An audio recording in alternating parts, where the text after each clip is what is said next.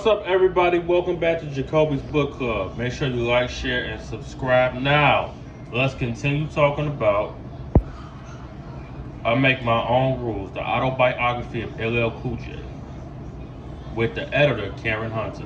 So where I left off was, here we go. LL Cool J grandmother was like, listen, this rap shit, you're not making a lot of money. Even though you got 2 singles out, you still need to go to school. L was like, and I really don't know any. I'm really not a school. Like he really didn't know. Like school wasn't for him, right? So he decided to, he wanted to drop out. His grandmother was like, listen, you either go to school or you got to get the fuck out of my house. Now LL Cool J's mama, a nothing ass bitch, she don't have her own shit, so she living all over her mama house. So she's like, listen, my mama said you got to get out. You got to get out, and that's the problem right there. We're gonna talk about his mama a little bit later.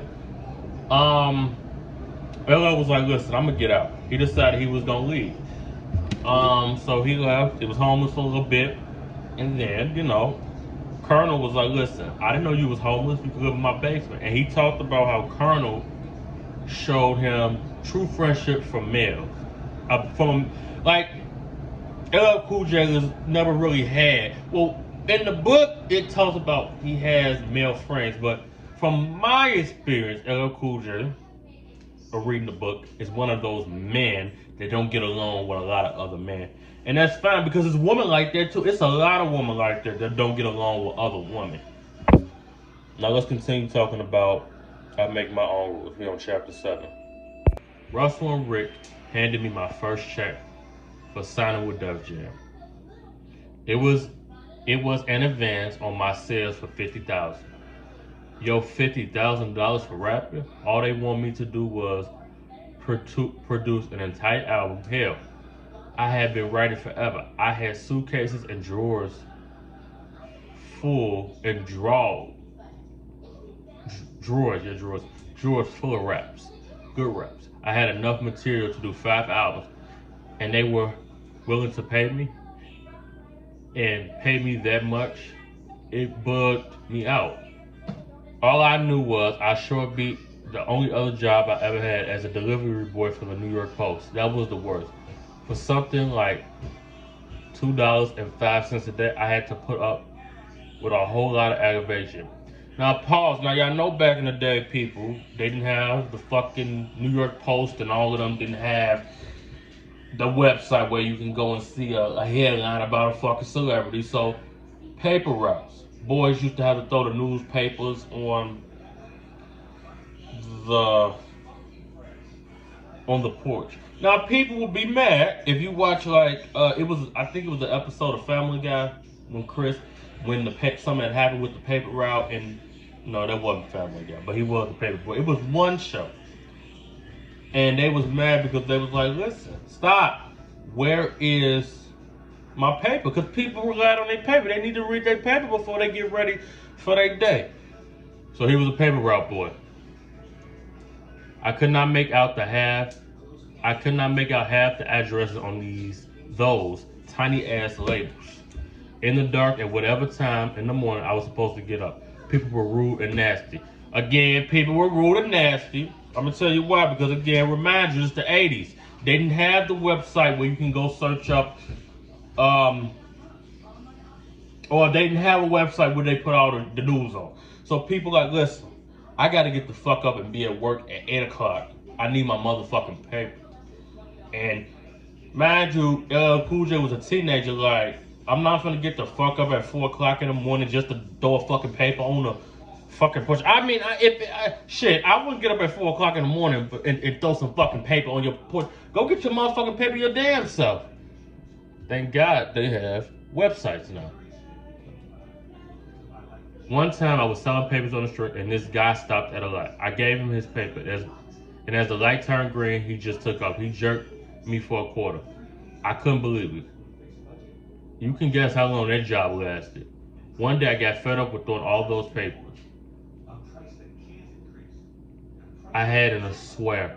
But this rap thing was someone else. I could not believe they were paying me so much money to do something I really love doing. Something I would do for free. I remember holding my first check for 50,000 and thinking I hit the lottery. Now, mind you, this is 1985, 40 years ago. So I guess 50,000. That type of money today is probably like the 50,000 back then, because money changes. You got to think about it. Money changes. So that was $50,000. Now that's probably like,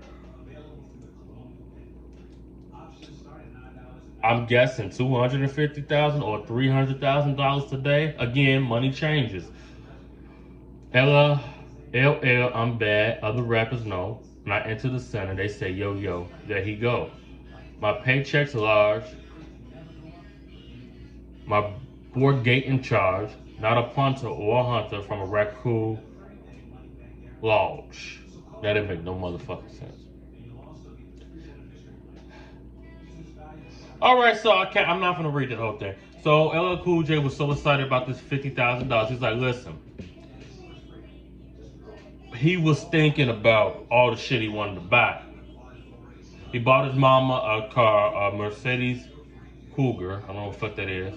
He got himself a lot of cold change. He bought a lot of hats.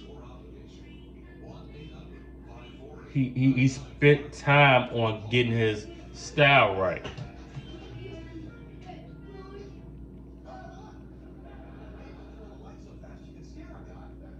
Okay, can we move on? We're gonna pause for a minute. We talk about all the stuff we got now. Here we go. Within a few months, I got another check for $50,000 for royalties from Anita B. The dough was rolling in. Stop! But with the bait comes sharps, advisors, managers, and accountants came and went, all there to help me with my newfound wealth. On all of these, homeboys definitely had too much fun with the money. Early on, I'm sitting across the table from one of the advisors, and he said, whatever you want, you can have. I said, I want a Mercedes. That was the car that said, yo, I'm the man and I want one. But really, I cannot afford it, not after taxes. Pause. Accountants, a lot of people from the 80s and the 90s talk about how they got fucked over by their accountants. Now, when you sign power of attorney and you're not disabled, you're not disabled. So a lot of them back there was signing over power of attorney to their accountants. You know what that fucking means? I'm about to give y'all a real lesson. That means you don't see your fucking money. That means you gotta ask a person, your accountant, like, listen, I wanna go to the mall, shit, I wanna go to the Dior store, whatever, or True Religion. The accounting usually maybe will go get it for you. Now, I don't really know if they still have accountants today that do the taxes, but accountants, a lot of them accountants, that's how Wesley Snipes got fucked over, not paying his taxes, because his accountant had his money. Instead of him having his money, the motherfucker accountant had his money. And Wesley Snipes ended up going to jail for that shit. Pay your taxes, people. This man said, get your Mercedes. Well, he said what he should have said is, son, I know you're making a lot of money now, but there's no guarantees in this business. Why don't you put half of this in the bank and make sure your taxes are taken care of? Get you a nice, moderate pricely car. The Mercedes can wait until the next time. Take care of your future person. Pause. Again, people are money hungry. What I just tell you, these accountants will steal your fucking money if you let them have your fucking money. Sign your own checks. Sign your own shit. Learn from Snoop Dogg and them. They let these motherfuckers, and I get it, because, again, they came from the hood and they didn't really have no people that really knew anything about the business. Now, mind you, I guess they mamas was working regular jobs, like at the grocery store. I don't know. About the only smart thing I did with my money during those early years was bank some of my first advance. I had almost made about $8,000 doing shows. I gave that money to my mother. I don't know what happened to the second $50,000. It was just gone. I should have been advised on how to spend it. All of that money. Only that $8,000 I gave to my moms to watch survive.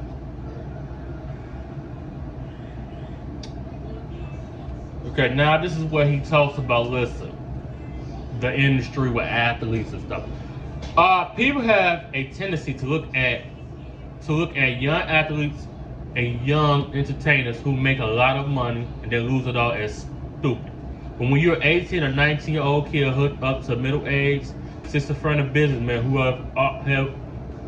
who have been through more rare scenarios, including money, you don't have a chance.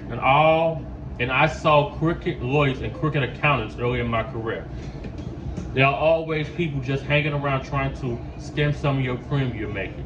Some of those accountants, business managers can plan some pretty devilish ways to get your money.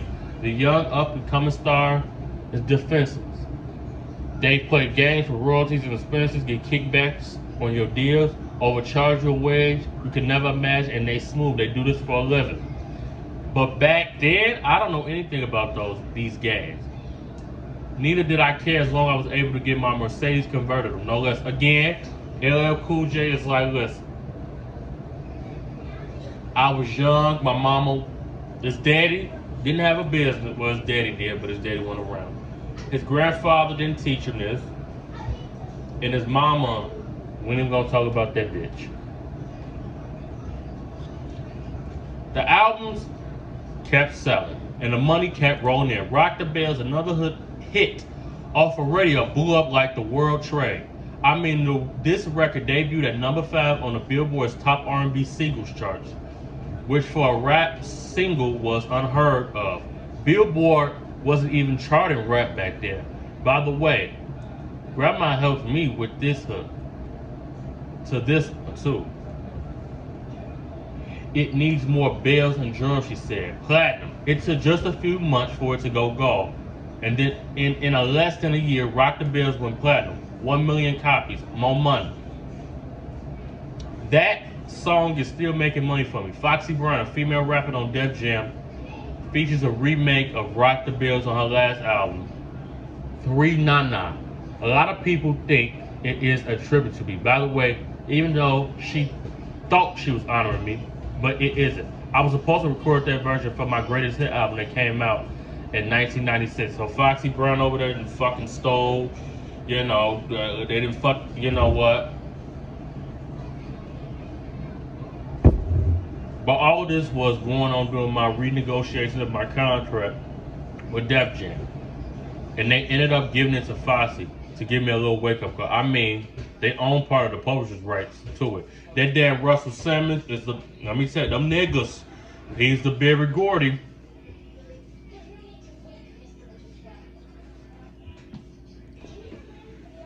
I mean, they own the publishing rights to it. I'm not mad at them for it. Both sides were playing hardball at the time. That's the way it goes in business. I'm reading too fast. Let's slow down with you. That's the way it goes in the business. But if I had known to hold on to my publishing rights back in the day, it never would have happened. No hard feelings. But then, though, I didn't care about publishing and points because all I was seeing was the pesos, the moolah, the cream, the moolah.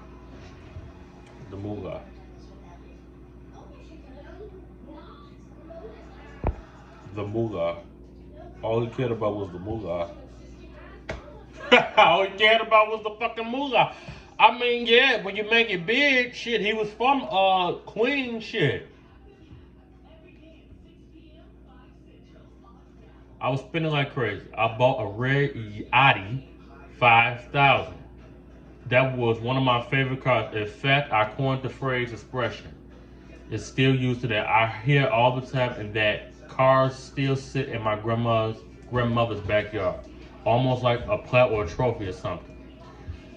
I was feeling big one day and bought my grandma a mink coat. I bought myself one too. I had the biggest gold chains a neck could hold. It's 11:27. I had started working out around this time, so my neck could hold a few pounds. Okay, that's weird. LL Cool J. I would drive around Manhattan in a limousine with my boys just for the hell of it. Drinking expensive champagne like Moet and Crystal. Stop. Yes, I was 18. And that was the legal drinking age then. So that was the 80s. Today the legal drinking age is 21, but you know kids don't wait till they motherfucking 21 to drink some Don Julio, Acapulco. And the woman, yo, I didn't even have to open my mouth. They were flocking. Hell, even the guys who hung out with me would get mad play. A lot of ladies. Again, people like money. Hoes like money. They don't pay attention to you until you get them some fucking dough. Oh, now they want to...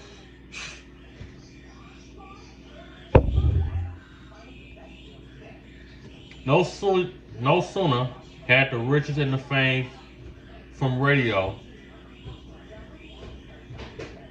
Hold on. No sooner had the riches and the fame from radio dwindle. Then I set a new mark. In August 1987, I Need Love dropped and put me in a whole other category as far as rappers were concerned. It was the first rap battle which was different from the bravado and hard rough style many rappers had adopted. It was the first rap ballad, like, you know, R&B. They started doing that in the 90s with R&B and rap. LL Cool J moved from hard as hell to a boring, fat ladies man. That was a real risk for me then. I could have come off as soft, but obviously the listeners didn't think so. The record sales and money started to roll in.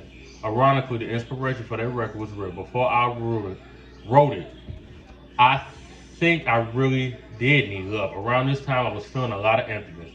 I mean, there were always people around, groupies in my crew, but it was an empty side. I had this tune in my head for days. I hummed it for Bobcat and the engineer.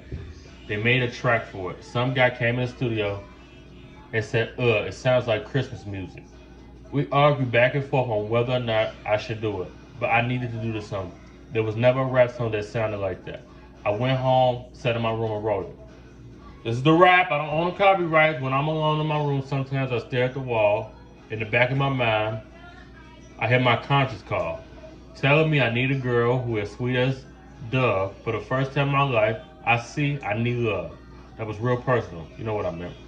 Think about giggling about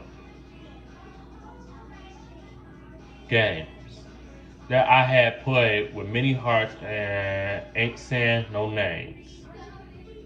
Now, if you have not already, like, share, and subscribe, make sure you do, and go over there and